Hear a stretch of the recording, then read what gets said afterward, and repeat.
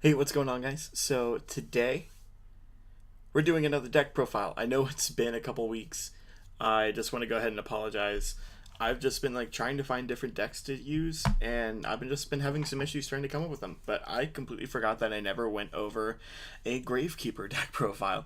So just before we start off, this is not going to be like a tier one, not something you should take to your locals. This is just kind of like a gimmicky fun deck. We're doing Gravekeeper Burn. So let's go and start things off with our skill. We're running Tomb of the Pharaoh. This is from Arena of Lost Souls. This is better than Ashizu's skills, at least in my opinion. So Tomb of the Pharaoh. This card's name is always treated as Necrovalley. That's going to be huge for what we're going to try and lock our opponent out of doing. Also, Gravekeeper monsters on the field are going to gain 200 attack and 200 defense, which is nice. Not going to make or break anything because Gravekeepers are pretty weak in general. Speaking of which, our first Gravekeeper, who's pretty weak, we're running 3 Gravekeeper's Curse. When this card's summoned, inflict 500 damage to your opponent. That's normal summon, that's special summon, that's a lot of different summon. So, anytime that this card's summoned, you're going to be able to inflict 500 damage to your opponent. There's a couple combos you can do with this card to get that extra 500 burn.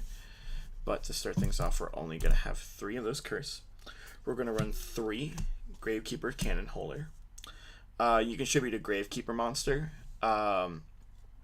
except for Cannonholder, and inflict 700 damage to your opponent. So there's a couple targets that you're going to want to hit with the Cannonholder. You can tribute Gravekeeper's Curse, or you can tribute off this next card. So the next card we're running is Gravekeeper's Recruiter.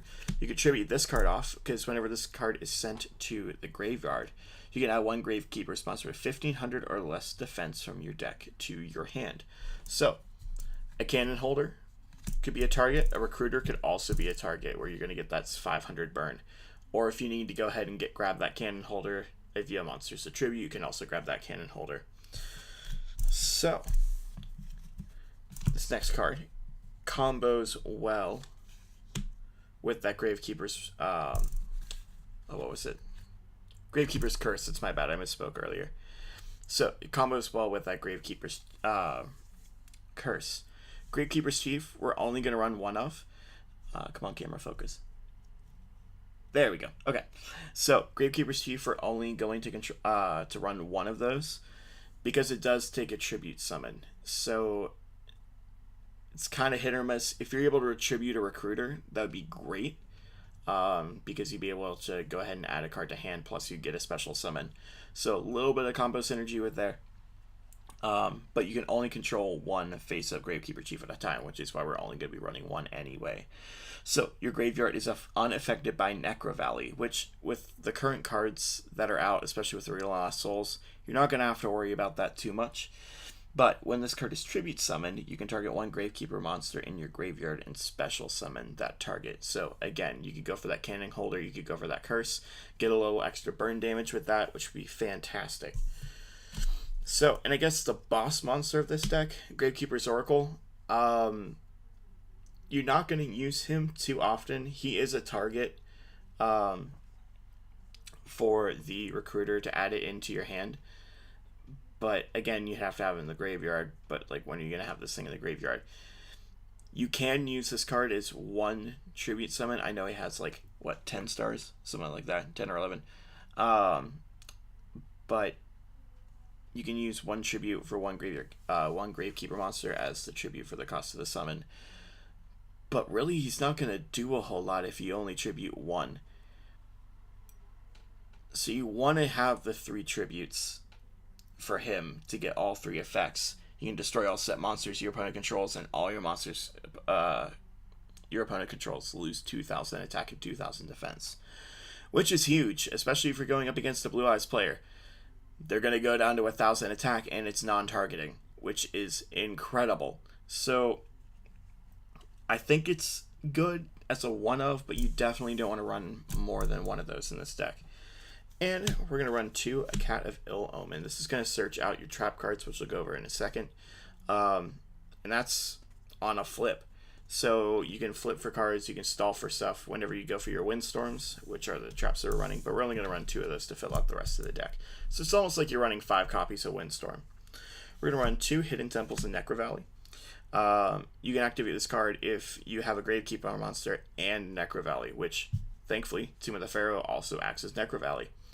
So, neither player is going to be able to special summon monsters except for Gravekeeper monsters. If either Gravekeeper monster or Necrovalley is not on the field, destroy this card. So, in your Blue Eyes matchup, they can't use Fluid Summoning Dragon to special out the Blue Eyes, which is awesome. So basically you lock them out of their Blue Eyes unless they Tribute Summon, which is incredible. Locks out the Dragon Caller skill pretty well. Then we're going to run 2 Gravekeeper Stele. You can target 2 Gravekeeper monsters in your graveyard and add those to your hand. This effect is not negated by the effect of Necrovalley, which we don't have Necrovalley yet, so it wouldn't be negated anyway.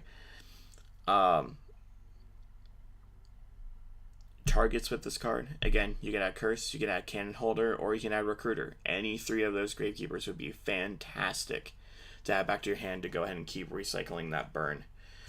So, and for our last 3 cards of the deck, we have 3 Windstorm of Etaqua. So, again, this card's still running around $2, I believe, because it's one of the most powerful traps in the game. Or if you just want to pick up your 3 starter decks, the Kaiba Mai and Joey starter decks, you can get 3 copies of this for, I guess, $30 and get the rest of the starter decks and be able to make a bunch of the other decks in the profiles. But if you're just going for singles, again, pick up those 3.